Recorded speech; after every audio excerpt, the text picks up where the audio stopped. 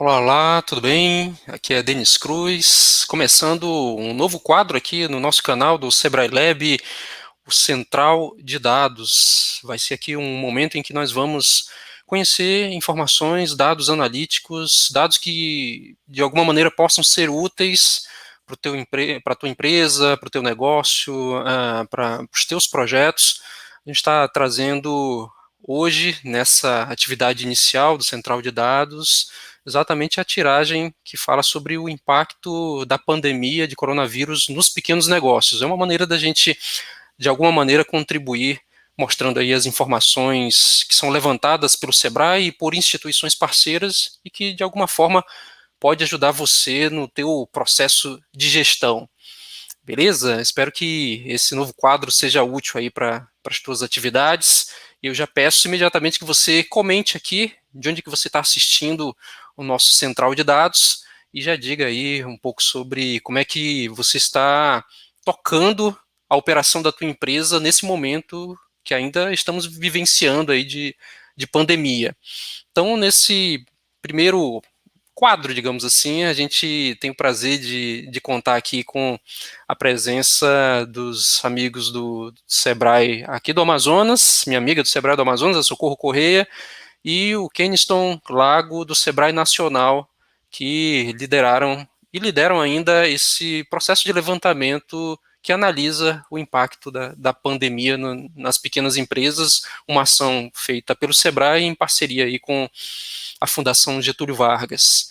Então, deixa eu chamar para cá o Keniston e a Socorro, que estão aqui com a gente. Obrigado demais, Socorro Correia, aqui do Sebrae de Manaus, economista, e ao Keniston Lago, do Sebrae Nacional, doutor em psicologia comportamental, analista do Sebrae Nacional. Sejam muito bem-vindos aqui ao nosso quadro especial aqui do Sebrae Lab. Só peço para vocês abrirem o microfone, ficarem à vontade aí para abrir o microfone e dar a saudação inicial aí. Bom dia, Denis. Obrigado pelo convite. Obrigado eu. Socorro. Oi, Denis. Parabéns pela iniciativa, muito legal a proposta. Nós estamos juntos aí com você. E aí, só destacar que a pesquisa realmente é do nacional. Aqui, a nível local, a gente faz apenas a divulgação do conteúdo, tá? Legal, que bacana. Obrigado demais aí pela presença de vocês. E a ideia, para você que está acompanhando a gente, é conhecermos um pouco sobre esse overview do levantamento, extrair ali as informações principais, o Keniston vai apresentar para a gente. E é importante que você tome nota, que você observe os números que estão sendo apresentados, porque esses números, eles nos balizam no sentido de tomarmos alguma decisão que, de alguma forma, acelere o nosso processo de adaptação a esse novo momento. Né? A gente costuma dizer aqui no Sebrae que os dados são o que nos guiam. Então, assim como em grandes empresas, empresas gigantes, têm os seus departamentos que se baseiam muito por informações e dados analíticos de mercado, de microambiente, de macroambiente, você na sua pequena empresa também pode contar com a central de dados e contar com essas informações que são feitas para ajudar você. Tá? Você não precisa caminhar às cegas, às escuras. Pode caminhar tendo como bússola, como horizonte, aí os dados e informações que o Sebrae gera em diversas frentes. Ao final a gente vai comentar onde é que você pode ter acesso a essas informações de forma completa. Mas o Keniston vai estar trazendo um pouco para a gente aí nessa apresentação esses dados do impacto da pandemia. Então, Keniston, já queria deixar você à vontade para começar a apresentação aí, cara. A gente vai estar assistindo aí. Então, como você disse, Denis, a gente trouxe aqui um resumo, e aí eu acho que com base nele a gente pode conversar. Essa última edição a gente fez a coleta agora no final de maio, né? Então, de 27 de maio a 1 de junho. Essa já é a 11ª edição. Obviamente, quando a gente começou, a gente não imaginaria que faria tantas.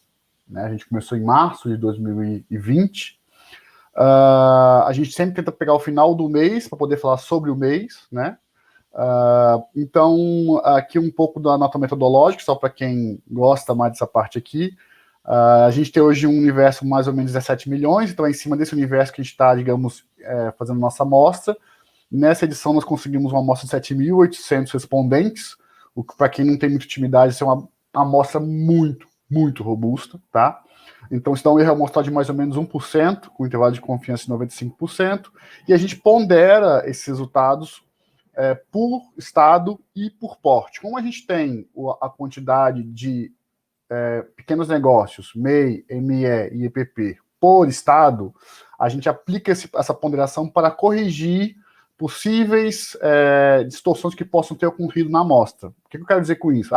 Digamos que no Amazonas, 58% são MEI, né? 58% dos pequenos negócios é MEI. Se na minha amostra essa proporção for maior ou menor, quando eu aplico a ponderação, eu corrijo isso. Então, isso serve para que a minha amostra seja cada vez mais precisa em refletir a realidade, tá?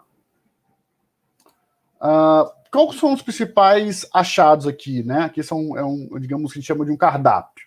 A gente vai ver um aumento expressivo em locais sem restrição de circulação, porque quando eu mostrar o histórico, vocês vão ver que na edição passada a gente tinha capturado aquele momento de restrição da segunda onda, né? Vocês devem lembrar que a gente teve esse momento de pico de segunda onda, onde houve um momento novamente de restrição de circulação, então a pesquisa captou isso, e agora nessa a gente captou o afrouxamento das restrições. A gente vai ver uma manutenção da proporção das empresas que estão funcionando, porque uma coisa é ter restrição de circulação, outra coisa é a empresa estar funcionando. A gente vai ver também uma manutenção do impacto médio no faturamento das empresas. Esse outro achado da pesquisa, a gente vai perceber que apesar do afrouxamento das restrições de circulação, isso não resultou numa redução no impacto do faturamento, o que vai levar a gente à conclusão de que a questão agora não é mais restrição de circulação, é vacinação. Aí depois tem uma análise nossa por segmentos, que a gente vai ver que alguns melhoraram, outros pioraram. A gente achou nessa pesquisa aqui que o faturamento do MEI tem mais origem digital do que nas micro e pequenas empresas. A gente verificou uma pequena redução do endividamento e um pequeno aumento na inadimplência, um aumento na proporção de empresas que conseguiram empréstimo. Essa é uma questão que tem sempre sido muito comentada desde o início da pandemia, a questão do crédito, né?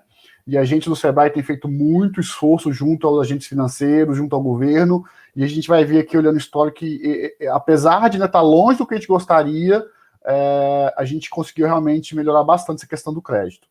Há uma manutenção da proporção de empresários preocupados com o futuro. A gente tem uma pergunta de cunho mais emocional, onde a gente tenta avaliar o nível de... como é que está o estado de espírito do empresário, a gente vai mostrar isso para vocês também.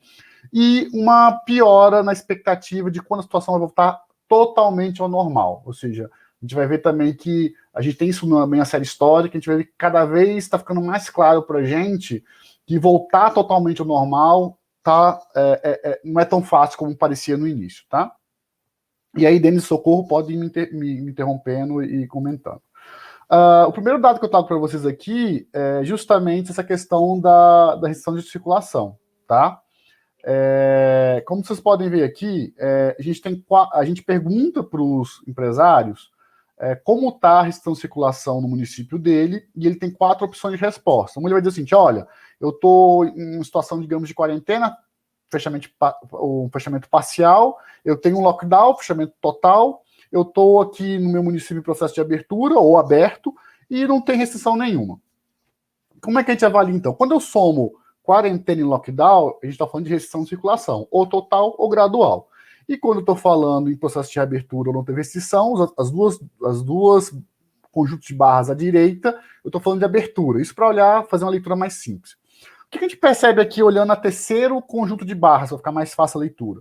Ela fala sobre processo de abertura e aberto. Então, como eu disse, a gente começou a medir essa questão aqui em maio do ano passado, tá? A gente percebeu que lá em maio do ano passado, a gente tinha aqui 35% dizendo, olha, eu estou em processo de abertura ou aberto, ou seja, a gente tinha um processo de bastante restrição de circulação. E conforme o ano foi avançando, a gente chegou no pico lá em setembro, de 86% dos empresários dizendo para a gente, olha, eu estou ou em processo de abertura ou estou aberto. Ou seja, foi o máximo que nós chegamos no processo de abertura. E aí depois, em novembro, deu uma pequena variada para baixo, né? E aí, em fevereiro, nós pegamos o impacto da segunda onda, onde nós chegamos só com 37% dos pequenos negócios dizendo, olha, estou em processo de abertura ou estou aberto.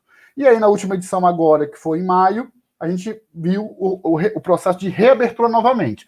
O que a gente consegue ver aqui, não voltou aos patamares mais altos que nós encontramos, que foi em setembro e novembro do ano passado, mas já voltou bastante. E voltou num nível muito alto, né? Você viu que saiu de 37 para 63. O que a gente vai ver mais na frente é que esse movimento brusco de fechar e depois de abrir, os dois momentos bem fortes, eles não têm esse impacto no faturamento do pequeno negócio. O impacto que a gente viu já no passado, tá? Mas enfim, não vou antecipar as questões, vou mostrando para vocês aos poucos. Aqui é a mesma análise por região, tá? E aí talvez é interessante para vocês verem isso. Aqui eu estou trazendo uma análise mais simples, só pegando aqueles que estão em processo de fechamento, porque se eu botasse todas as opções aqui ia ficar muito poluído. Então aqui a gente está olhando só quem está em quarentena ou lockdown. O que a gente percebe aqui é que o Sul e o Centro-Oeste continuam, o Sul e o Nordeste continuam com níveis de restrição de circulação maior do que o Brasil. Essa linha tracejada cruzando aí é o nível Brasil, tá? Da última edição. Aqui eu trouxe a última, a penúltima e a quinta edição, que foi quando nós chegamos nos níveis mais altos. Então a gente consegue ver aqui que no Brasil hoje, 32% estão dizendo que estão em locais com restrição, tá? Na edição passada era 54%, nível Brasil. E a gente percebe então que o Sul e o Nordeste são aqueles regiões com nível de restrição maior. O Norte, que é a região de vocês aí, a gente chegou a 48% na edição passada e nessa agora só 14%, ou seja, o nível de abertura, nível de restrição muito pequeno, nível de restrição de circulação muito pequeno. Inclusive, Kennedy, se me permite, quando a gente olha o caso do Amazonas nesse quesito, 81% dos pequenos negócios pesquisados, eles estavam já em situação aberta, porque aqui a gente passou na primeira onda em situação diferente. A nossa primeira onda foi em janeiro e fevereiro, lockdown janeiro e fevereiro. Então, a partir de março já se abriu. Quando a pesquisa foi feita, apontou esse resultado, né? Sendo que a própria pesquisa depois mostra que, embora, como você já falou, embora 81% tivesse aberto, isso não significou um aumento ainda relevante no faturamento. Exatamente. Aí aqui é isso que a gente estava dizendo. Por exemplo, aqui a gente viu ali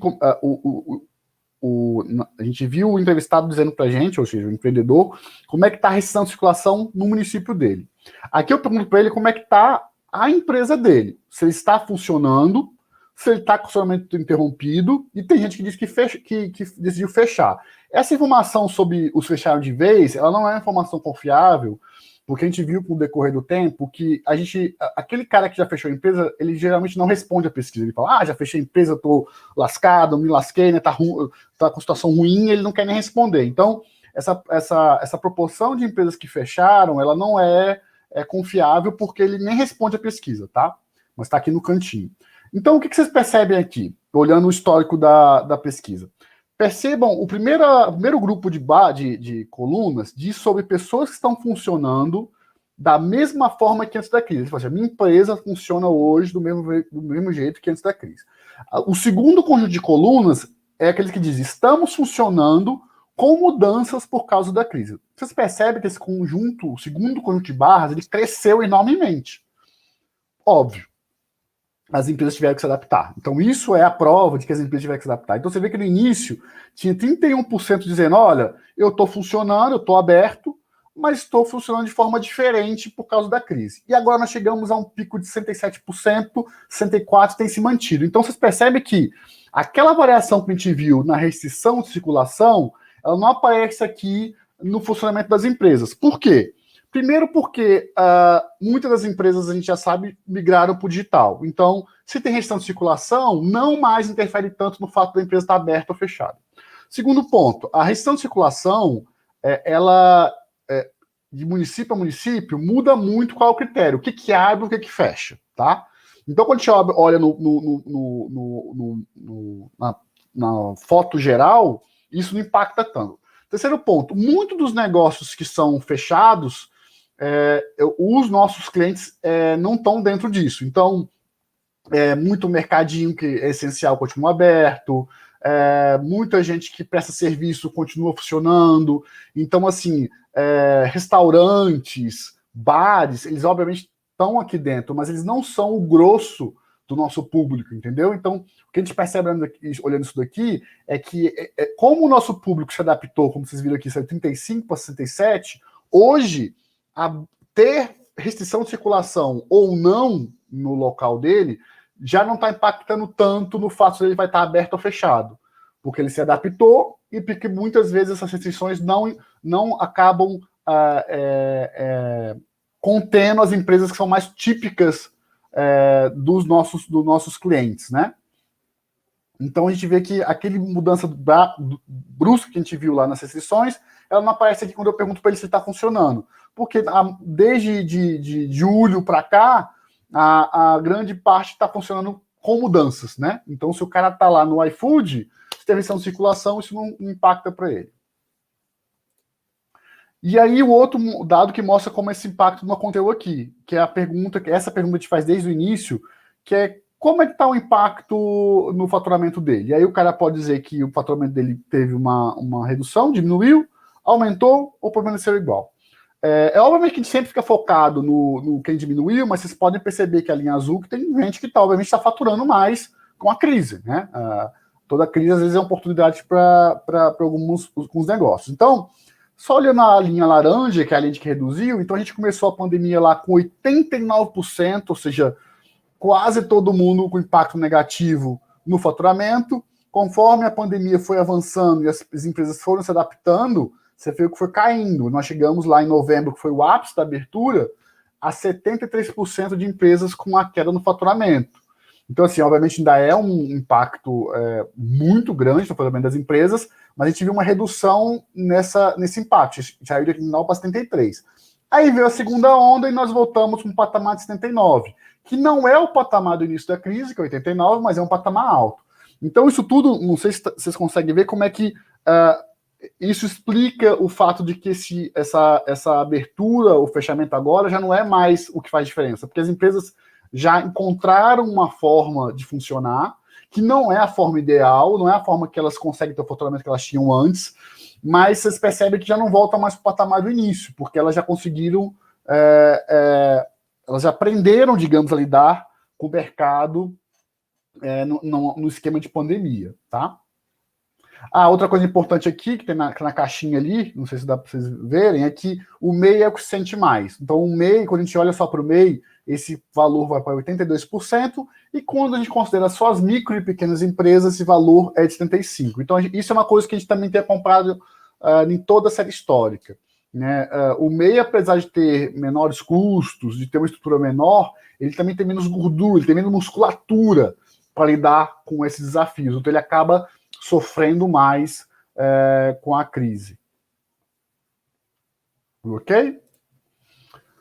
Para quem me diz que diminuiu o faturamento, eu pergunto quanto. Para quem disse que aumentou, eu pergunto quanto aumentou. E aí, quando eu pego e calculo quem aumentou com quem diminuiu, eu chego nesse impacto médio do faturamento, tá? E aí, novamente, a gente viu lá no início o impacto médio de menos 64 no faturamento, considerando quem aumentou e quem diminuiu. Aí isso chegou a menos 34 lá no melhor cenário que nós tivemos, que foi setembro, novembro de 2020.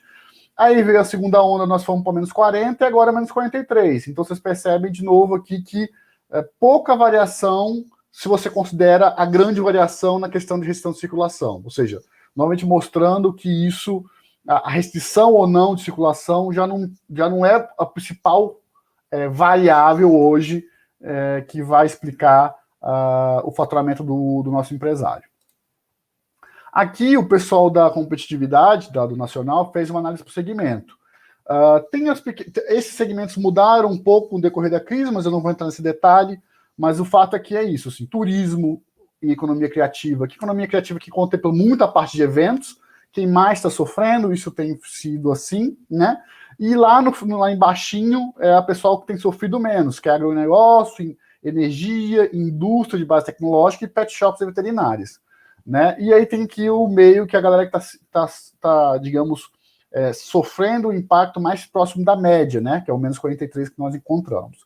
Então depois é legal vocês darem uma olhada e ficarem pensando no estado de vocês, como é que é esses segmentos, como é o peso desses segmentos no universo do estado de vocês. Que aqui a gente está olhando um panorama geral, né? Aqui tem a série histórica, não vou entrar porque aqui tem que ficar olhando um por um, tá? Mas aqui aquela mesma série histórica que nós mostramos geral, aqui o pessoal da competitividade quebra por segmento, né? Então, poucos segmentos mudando muito na última pesquisa. E aqui a parte digital, que também é interessante, né? É aquela coisa, né? Uma situação de crise, uma situação de dificuldade, ela sempre traz alguns aprendizados e algumas oportunidades. E se a gente pode falar de parte boa dessa crise, dessa pandemia, é que ela empurrou muita gente para o digital, né? Esse era um movimento que o Sebrae já tentava estimular nos empreendedores e a crise meio que deu um boom nisso, né? Então a gente percebe que quando a gente começou a mensurar isso, lá em maio do ano passado, 59% das pessoas, dos entrevistados, diziam que vendiam utilizando redes sociais ou aplicativos. Aqui a pergunta é bem ampla, tá? É basicamente assim, você usa qualquer coisa digital? Ou rede social, aplicativo, internet? Então a pergunta é bem ampla para pegar todo tipo de digitalização. E a gente vê que no início, quando a gente começou a medir em maio de 2020, 59% disseram, olha, eu vendo utilizando qualquer tipo de ferramenta digital. E aí esse número foi aumentando, foi para 64% em junho, 66%, e nós chegamos ao ápice de 70% dizendo que utilizavam vendendo redes sociais. E aí meio que se estabilizou nesse patamar, tá? Então você vê que 70%, 69%, 67%. Ou seja, aí até uma discussão que a gente está tendo. A gente viu que a pandemia empurrou, fez o pessoal, digamos, fazer transformação digital na marra, né? Porque era a saída mais fácil, mas nós estacionamos nesse patamar. Aí a pergunta que fica para nós do Sebrae, esse é o patamar máximo? Isso é o máximo de digitalização que a gente consegue nos nossos pequenos negócios? Ou a gente precisa agora de um mais novo empurrão, tá? Essa é uma pergunta que fica para a gente. E aqui, olha só que interessante. Ao contrário de outras questões, onde a gente vê uma diferença entre MEI e micro e pequenas empresas, nesse caso aqui não tem diferenças. Tanto o MEI quanto as micro e pequenas empresas, 67% dizem que usam ferramentas digitais. Aí essa é uma pergunta nova que nós incluímos nessa edição. A cada edição, em toda edição, a gente revisa as questões, tira algumas e coloca outras, tá? Tentando manter o máximo possível, obviamente, de similaridade para a gente não perder a série histórica.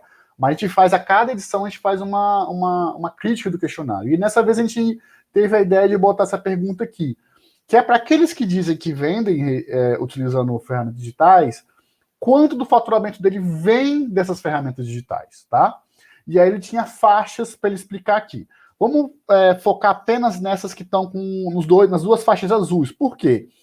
Isso são as pessoas que estão dizendo que mais de 50% do faturamento dela vem do digital. E olha que interessante. Nesse caso, para o MEI, mais do faturamento dela vem do digital. 31% disseram que mais de 50% do faturamento dela vem das ferramentas digitais. Enquanto que entre as micro e pequenas empresas, essa proporção cai para 22%. Então, a gente começa a ver aí que, apesar de ambos estarem na mesma proporção usando o digital, para o MEI, o digital impacta mais no faturamento. Aqui é uma análise também por segmentos. E aí, uma via de regra, o que a gente percebe, né? É aquela velha ditado.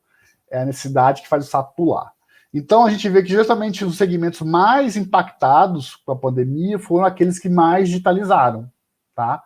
Então, infelizmente, às vezes a gente aprende pela dor, né? A gente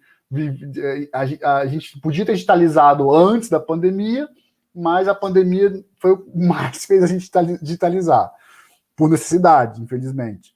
Então, aqui a gente vê que, via de regra, tá? Não é 100%, mas via de regra, se você olhar aqui e comparar lá aquele outro gráfico que eu mostrei dos segmentos que mais tiveram impacto negativo, são aqueles que mais estão digitalizados.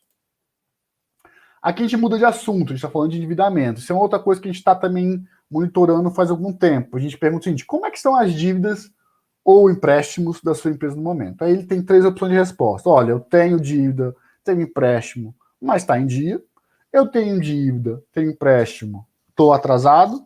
E não tenho dívida e não tenho empréstimo, tá? Então, quando a gente soma quem tem dívida aberta ou fechada, a gente tem, digamos, um nível global de endividamento. E a gente também, quando olha só quem está com dívida em aberto, a gente está chamando de um processo de endividamento. E aqui o laranja, nesse quadro laranja, um processo de endividamento. Ou de inadimplência, desculpa. Então a gente percebeu aqui uma pequena queda no nível de endividamento e um aumento no nível de inadimplência. O que os economistas estão preocupados? Porque a gente está monitorando isso aqui, os economistas da nossa equipe. É que se no primeiro momento a nossa preocupação é dar crédito, no nosso segundo momento é ver se o nosso empresário vai conseguir pagar esse empréstimo. Porque o que eles dizem é que a gente pode trocar um problema por outro, né? No primeiro momento a gente tem um problema de crédito e no segundo momento a gente tem um problema de inadimplência. Então por isso que a gente está monitorando isso. E aí esse aumento, esse novo aumento do nível de inadimplência acendeu o nosso sinal amarelo para que a gente fique atento. Porque a gente vai ver também mais para frente que aumentou muito a proporção de concessão de empréstimo.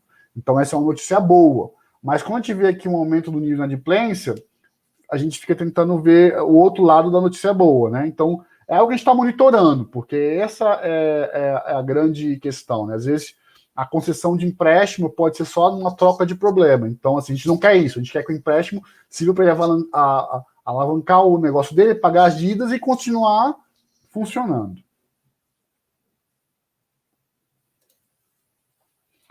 Aqui é a proporção de empresas que desde o começo da crise, então a gente está falando só do período de pandemia, que tentou buscar empréstimo para a empresa. Então a gente viu que ele cresceu, né, no início quando a gente começou a medir isso, que foi em abril de 2020, era 30% das empresas pedindo empréstimo, aí ele chegou nesse nível de 50% e tem se mantido, tá? Então a gente viu que realmente essa procura aumentou, e é por isso que a gente fez tanto esforço para que isso fosse agilizado. Entre as micro e pequenas empresas, essa demanda é muito maior, 61%, e entre o MEI fica na casa do 40%. Aí, como a pandemia se estendeu muito mais do que a gente esperava, a gente achou importante nessa edição perguntar quando foi que ele pediu o empréstimo. Porque a gente ficou com medo de como a gente está quase mais de um ano, né? De começar a ficar muito distante, a gente não sabia se o cara no slide anterior, o cara que pediu, ele pediu agora, ou se ele pediu lá no início. E o que a gente descobriu? Metade pediu no ano passado e metade pediu esse ano. E quando a gente olha só para esse ano, a gente vê uma linha de uma tendência de crescimento. Então, parece que vão ser ciclos, sabe? Quem pediu ano passado está conseguindo e agora tem novas pessoas pedindo esse ano. Então, essa é uma outra coisa que a gente está monitorando também e compartilhando essas informações com os nossos parceiros bancários para mostrar, olha, se prepare porque está vindo uma nova demanda aí de pedidos de empréstimos bancários, tá? Aqui eu tenho 2 tipos de leitura nesse gráfico aqui. Em laranja, a proporção de pequenos negócios que conseguiram empréstimo, considerando só aqueles que pediram. A gente viu que geralmente 50% pediram empréstimo, tá? Então, se eu considero só esses, eu vou dizer que 52% conseguiram, que foi um salto tremendo. Vocês podem ver que essa linha veio crescendo, crescendo, crescendo, mas teve um salto muito grande da última edição para essa, né? Na última edição, nós avaliamos 39% daqueles que pediram, conseguiram empréstimo, e agora foi para 52%. Quando eu considero todo o universo de pequenos negócios, quem pediu e quem não pediu, aí o número é outro, é 26%. Então é só para... Porque dependendo de como você quer falar sobre o assunto, você quer falar só de quem pediu, ou você quer falar considerando todo o universo. Por isso nós fizemos essa análise considerando as 2 questões, ou só quem pediu, ou todo o universo de pequenos negócios, tá? Mas enfim, houve um salto muito grande na proporção de empresas que conseguiram empréstimo nessa última edição. E aí, por quê, né? Quando a gente vê essa diferença, a gente ficou se perguntando por quê.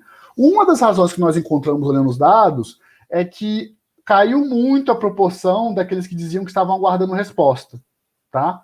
Enquanto aumentou muito a de conseguir empréstimo. Então, pegando esse dado, com o dado que eu mostrei lá, que metade pediu no ano passado, o que está acontecendo não é tanto que melhorou o processo de concessão de empréstimo, mas que todas aquelas pessoas que estavam na fila aguardando resposta, eles saíram da fila. Vocês podem ver aqui que quando a gente começou a mensurar, 29% diziam o seguinte: olha, o pedido de empréstimo que eu fiz, eu estou aguardando resposta. E agora só chega a 5%. Então, é meio que os bancos conseguiram esvaziar essa fila, tá? Então, é uma notícia boa por um lado, porque a gente tirou essas pessoas do aguardo do empréstimo, mas é uma notícia não tão boa, porque não quer dizer que está agilizado o processo, né? O processo ainda está um pouco moroso. Aqui, vou passar rapidamente, a gente só acompanha quais são os bancos mais procurados. São Caixa Econômica e Banco do Brasil, isso desde o início, então são os bancos, digamos, públicos, né? Que são os mais procurados. No entanto, quem tem mais proporção de taxa de sucesso são aqueles bancos, são os bancos menores, Sicob, Banpará e Sicredi, né? Então tem toda a discussão se tem a ver com a quantidade ou porque esses bancos têm um relacionamento mais íntimo, mas eu não vou entrar nessa discussão aqui, deixo para os economistas. Aqui a taxa de sucesso, né? Quem pediu e em que banco que conseguiu. A gente vê aqui, comparando só 2020 e 2021, que continua o Banco do Nordeste, Sicob e Sicredi, aqueles que têm as melhores taxas, e alguns, no caso do Nordeste, não aumentou, no caso do Sicob reduziu a taxa de sucesso. Enfim, tem esse cenário interessante aqui para quem gosta de avaliar essa questão mais do sistema bancário. Essa é uma outra pergunta nova que nós incluímos, que fala mais dessa questão, digamos, social da nossa missão no Sebrae, né? A gente perguntou o seguinte: a renda do seu negócio é o principal rendimento da sua família? Considerando todo mundo, 75% de sim, o rendimento do meu negócio é o que sustenta, é o principal rendimento da minha família. Quando a gente vai olhar para as micro e pequenas empresas, essa proporção é um pouco maior, 81%. E quando você olha para o MEI, essa proporção é um pouco menor, mas ainda é majoritária, 71%, né? Esse dado não é, digamos, uma surpresa para a gente. Eu até botei uma caixinha aqui embaixo, porque na pesquisa do perfil do MEI, que a gente faz de 2 em 2 anos, a gente tinha visto que 76% diziam que a atividade do MEI era a única fonte de renda, tá? Esse dado, apesar de ser um dado bastante conhecido pela gente, a gente vê que às vezes ainda não é tão conhecido do grande público. Muita gente acha que o MEI só é MEI como forma de bico, né? Como forma de segunda atividade. E não é verdade, né? A gente tem, obviamente, aqui uma proporção de MEIs que não tem na sua atividade como empresário a seu principal rendimento, mas eles não são maioria, muito longe disso, tá? E para quem diz que sim, que a renda do seu negócio é o principal rendimento, a gente pergunta o seguinte: ok, e nos últimos 12 meses, esse rendimento que você obteve no seu negócio foi suficiente para cobrir os gastos dos seus gastos familiares no dia a dia? E aí a gente percebe aqui o lado, digamos, dramático dessa crise, né? Entre os MEIs, 74% disseram não, ou seja, eles não estão conseguindo pagar as contas do dia a dia. Entre as micro e pequenas empresas, 59% disseram não estou conseguindo cobrir os gastos familiares, né? Então, esse é um lado também importante a gente avaliar aqui, né? A gente, obviamente, olha para as empresas do ponto de vista do negócio, mas tem um lado humano também, que é o lado dos empresários e das suas famílias que estão em volta dessas empresas. E é por isso também que a gente se preocupa tanto com isso. Aqui a gente está chegando no final, é aquela pergunta que eu disse para vocês sobre a gente tentar avaliar o estado de espírito do empresário, né? A gente faz essa pergunta desde setembro no passado, e é basicamente assim: a gente pergunta assim, quais das seguintes frases representam melhor a situação que você vive agora?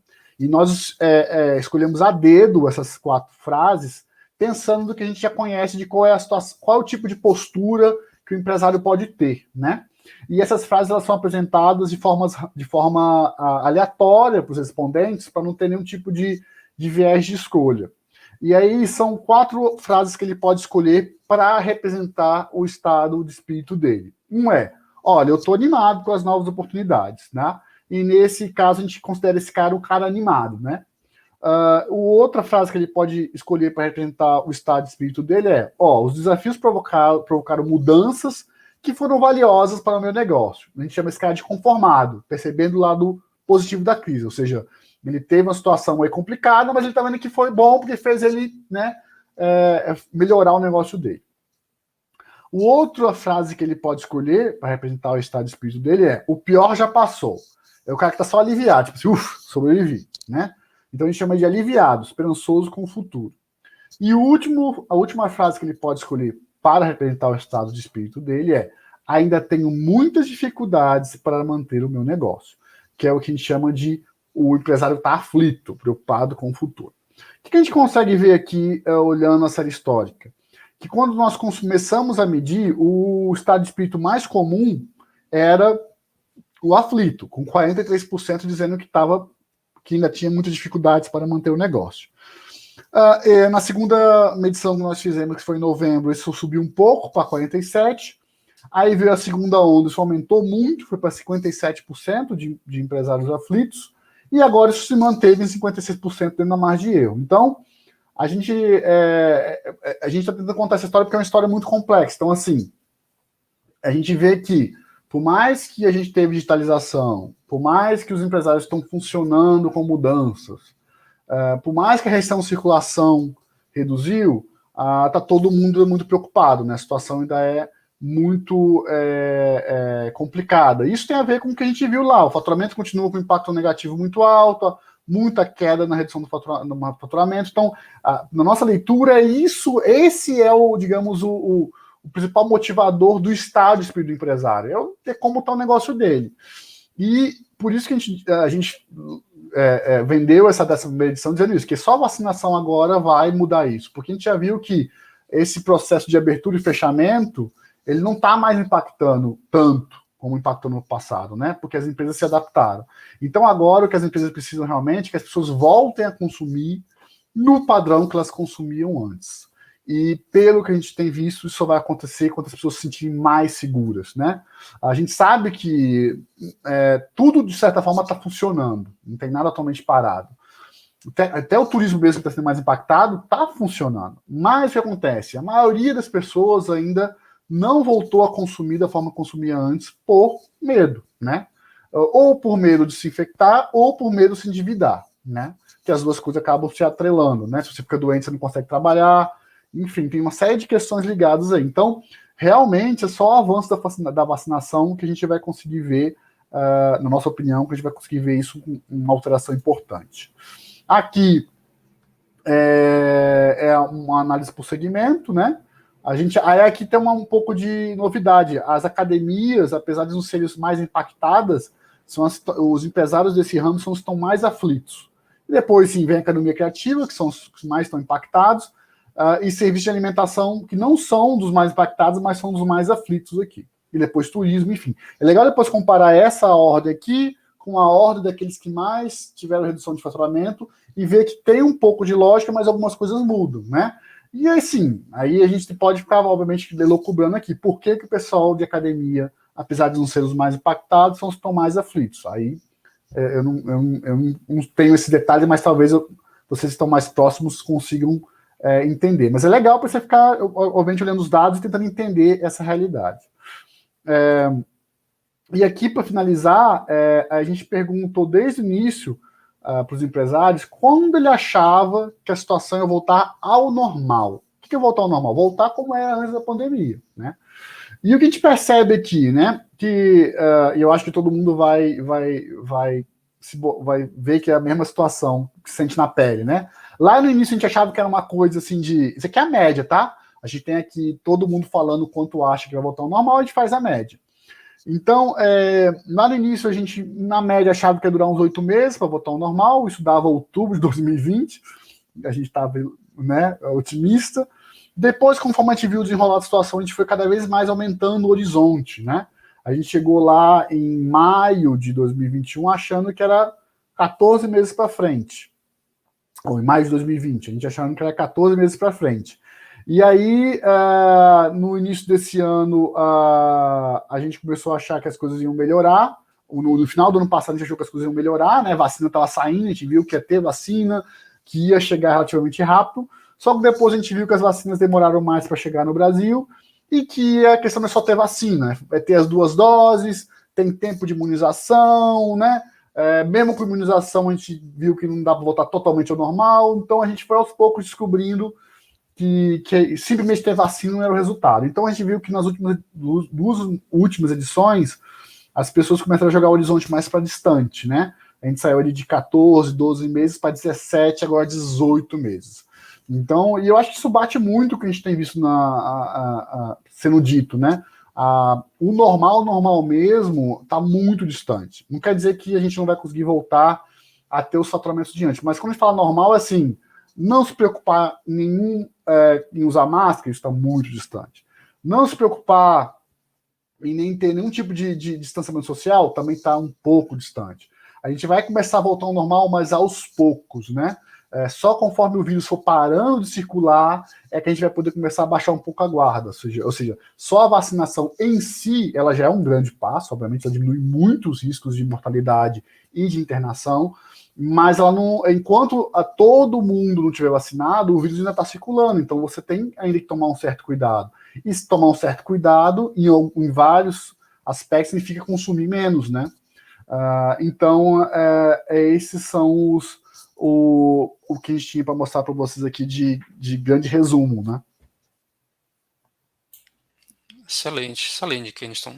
Obrigado demais. Deixa eu só dar um zoom aqui nos contatos, para a turma que quiser depois fazer algum contato com vocês. Aí tá aqui e-mail, tá um pouco pequeno aqui, mas eu me comprometo de colocar depois aqui nos comentários esses links todos, onde o pessoal vai poder baixar essa pesquisa e enxergar ela direitinho.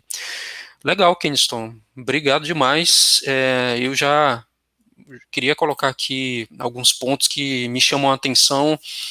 O relatório todo, o histórico dele, a série histórica dele é bem impressionante o quanto a gente evoluiu, sobretudo em alguns pontos, e em outros a gente meio que decresceu ou então batemos no teto, né? O que tu menciona em relação a um ponto envolvendo a tecnologia, eu enxergo um nível de aprendizado bem interessante desde a primeira edição. A gente chegou num nível de aprendizado e, como todo bom brasileiro, a gente consegue se adequar a momentos diferentes em circunstâncias desafiadoras.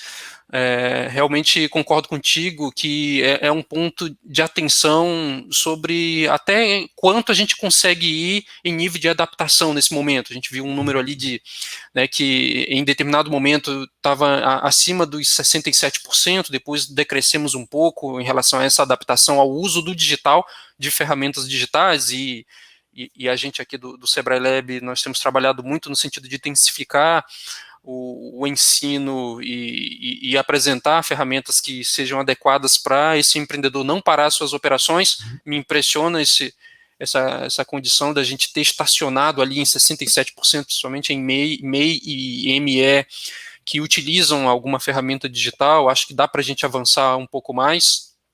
Em relação a restrições não serem mais um problema em si, isso aí é um ponto interessante. Claro que a restrição, de alguma maneira, para alguns segmentos, se a gente olhar para o estratificado, vai afetar, ainda continua afetando, mas pelo que deu para perceber, a restrição não é mais problema, e o número que para mim me deixa chocado, digamos assim, né, me deixa abalado, é essa questão da renda não ser suficiente para 74% aí dos MEIs, né, 74% dos MEIs, a renda e o faturamento ali não são suficientes. Isso é um ponto de atenção, não é isso, Socorro? Quais são os teus destaques aí, Socorro? Pois então, aqui é um pouco pior. Aqui, quando tem a estratificação da pesquisa para o Amazonas, 76% dos empresários falaram que não estão conseguindo manter o mesmo nível de renda, né? Não é suficiente, e isso tem um impacto muito negativo, porque significa que ele, enquanto pessoa, ele e sua família também estão deixando de consumir. E isso é uma bola de neve na economia. Empresas, quando o desemprego e os seus proprietários têm diminuição da renda, isso gera impacto no consumo. E a nossa crise é de consumo, né? Foi consumo por conta do afastamento social, e agora tem as consequências do desemprego, né? Nós vivemos aqui no estado, em janeiro, dos piores momentos de desemprego dos últimos anos. Então, isso vem se recuperando, mas é uma recuperação lenta. Então, essas pessoas desligadas, elas diminuíram o seu consumo, e não diminuíram só por conta da pandemia, né? Então, a gente tem aí a pandemia, tem o desligamento de pessoas e a redução, né, do poder aquisitivo dos empresários. Então, são três coisas juntas aí que têm um impacto no consumo e, consequentemente, empurra a crise para um tempo maior de recuperação daquilo que a gente esperava. A Socorro trouxe aí um ponto que é interessantíssimo, porque é realmente isso, assim, a gente, quando está falando do empresário, geralmente a gente pensa só de um lado, do cara que gera renda e que vende, mas ele também consome, né? Ele é empresário e é consumidor. Então, se o faturamento dele cai, ele vai consumir menos, e vira essa bola de neve. Então, ou seja, o empresário que vende uma coisa, ele compra outra. Então, é isso, ou seja, é por isso que a gente está dizendo, como uma bola de neve, se você não faz o consumo voltar, você não consegue fazer a bola de neve funcionar para o lado contrário, né? Para ela crescer. Então, realmente um desafio muito grande para a gente, enquanto sociedade, quebrar esse ciclo vicioso que está agora, né?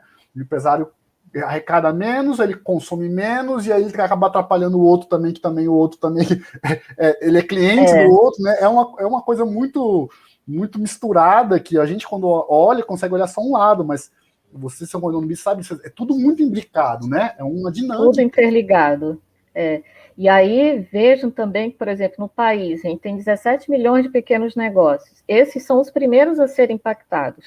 Só que a gente tem que ver que os pequenos negócios, eles são consumidores das médias e grandes, né? Ele consome do pequeno, mas ele consome também, todo o consumo do pequeno negócio tem impacto na média e na grande. Então, isso vai, ao longo do tempo, impactando essa cadeia de médias e grandes, e impacta lá na ponta a indústria. Então, você vê que a indústria é a última a ser impactada, mas também a última a sair da crise, né? Porque tem toda essa relação aí de consumo.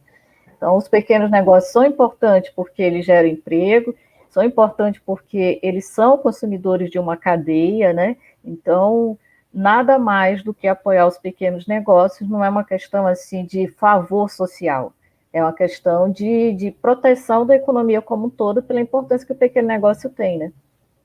E tem o dado final que o Keyneson coloca para a gente, e que faz uma sondagem em relação ao espírito de momento, né? A questão da aflição. 56% se consideram aí aflitos e preocupados com o futuro.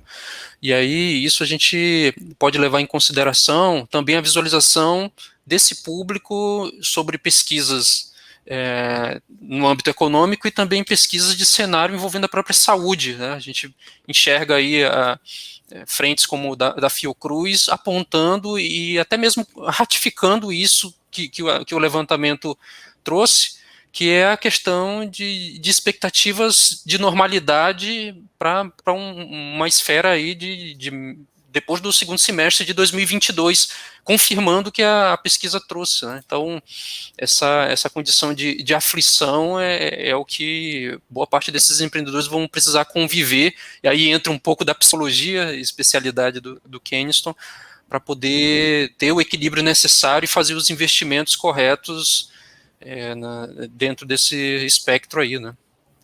Porque a gente tem, acho que todo mundo é assim, você tem aquelas coisas que são essenciais, então aquelas coisas que são acessórias, né? Você como consumidor. E quando você tem uma situação dessa, que você tem um nível de certeza grande, você fica só no essencial, né? Então acho que todo mundo aqui fez um pouco disso, né?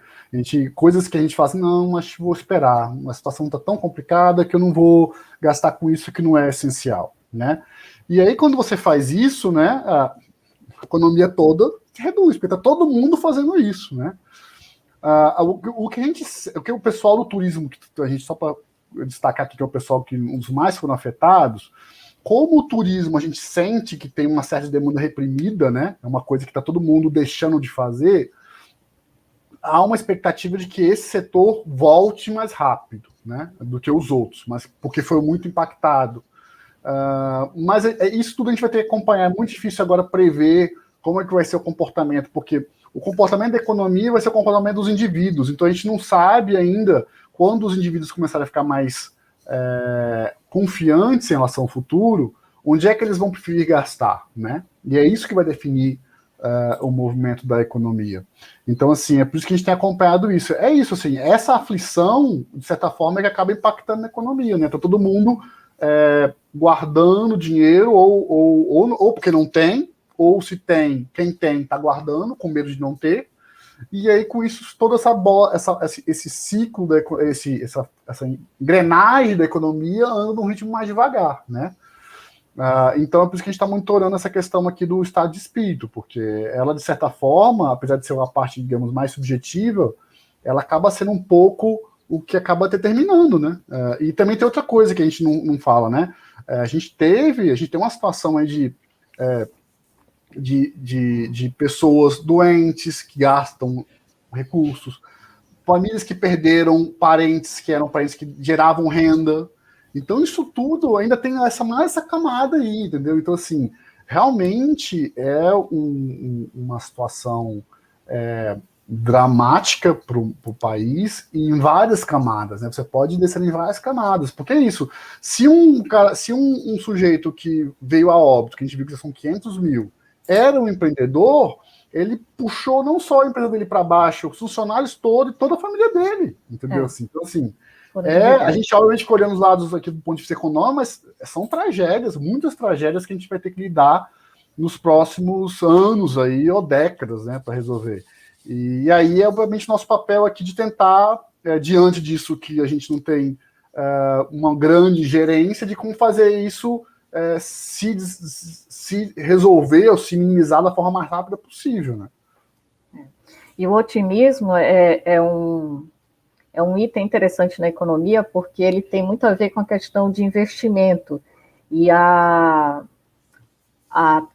ele está ligado também à vontade de novas pessoas entrarem para a questão dos negócios. Então, o otimismo é um fator crucial. É preciso que as pessoas sintam-se motivadas, seguras para entrar para o mundo dos negócios. Então, se o otimismo está alto, a tendência é a gente ter um número maior de empresas abertas. Se o otimismo está baixo, as pessoas vão se segurar, vão guardar o dinheiro, vão investir dinheiro, isso falando de quem tem para investir.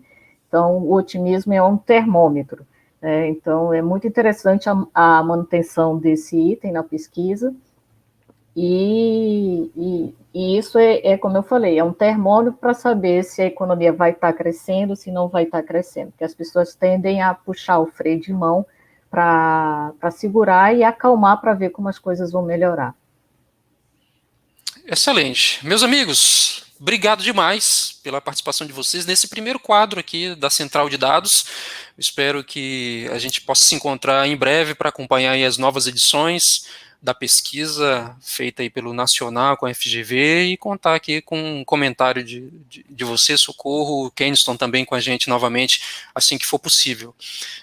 Como é que a gente faz aí para manter contato com vocês, o site principal para acompanhar essa pesquisa, quem quiser aprofundar um pouco mais, qual o site que a galera deve acompanhar? A gente criou uma página especial, que a Socorro até botou no chat aqui, datasebrae.com.br/covid. Lá tem todo o histórico e a gente tem esse relatório quebrado por segmento, por UF, então a gente tem também outros recortes que nós colocamos lá também. Perfeito, deixa eu colocar aqui embaixo para a galera acompanhar aqui, ó, datasebrae.com.br/covid, lá você tem as informações todas. Pessoal, obrigado demais, Socorro, Keniston, e a gente se vê então numa próxima oportunidade. Valeu, hein? Valeu, Denis, abraço. Valeu. Bom, pessoal, é isso. Espero que você tenha curtido, gostado aqui do nosso Central de Dados. A ideia é a gente trazer aqui, reunir informações necessárias para que você consiga pelo menos entender o que está acontecendo a nível de cenário e possa tomar aí as melhores decisões. Encontro vocês, então, numa próxima oportunidade. Não se esqueça de se inscrever aqui no canal do Sebrae Lab, ativar o sininho aí, deixa like, coloca teu comentário e espalha para frente essa informação. O nosso objetivo é trazer informação de qualidade para você.